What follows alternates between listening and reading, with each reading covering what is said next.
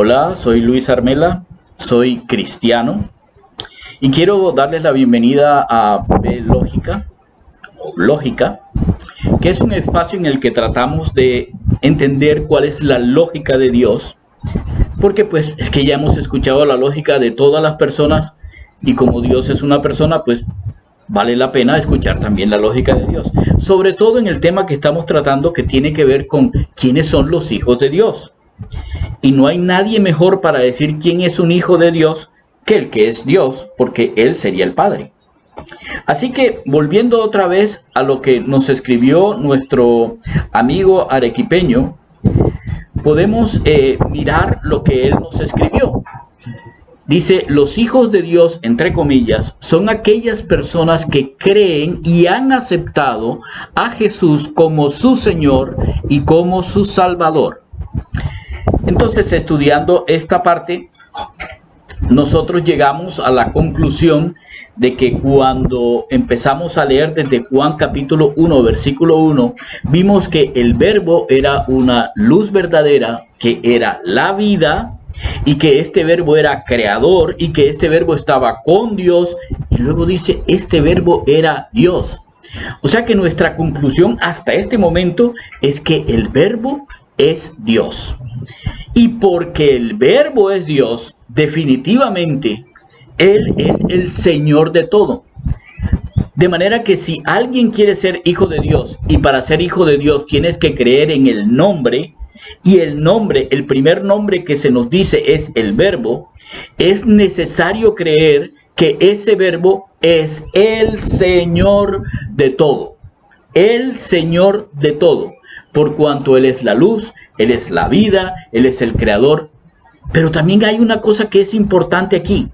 Como es el verbo, es que para ser hijo de Dios necesitas creer que Dios existe y quiere manifestarse a todo aquel que quiera escucharlo, por cuanto Él es el verbo, la palabra. Ok, quiero que por favor miremos estos dos versículos que se encuentran después del versículo 13. Este dice, y aquel verbo, ese es el versículo 14, fue hecho carne y habitó entre nosotros, eso decía Juan.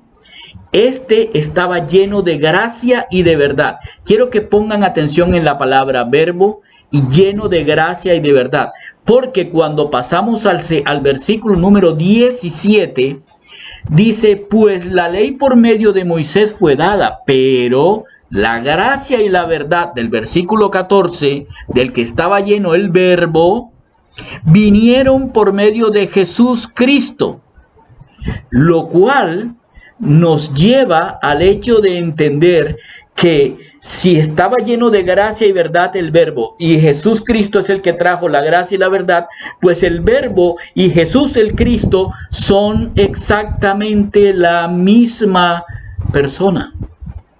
El verbo se encarnó y cuando se encarnó tomó el nombre Jesús Cristo.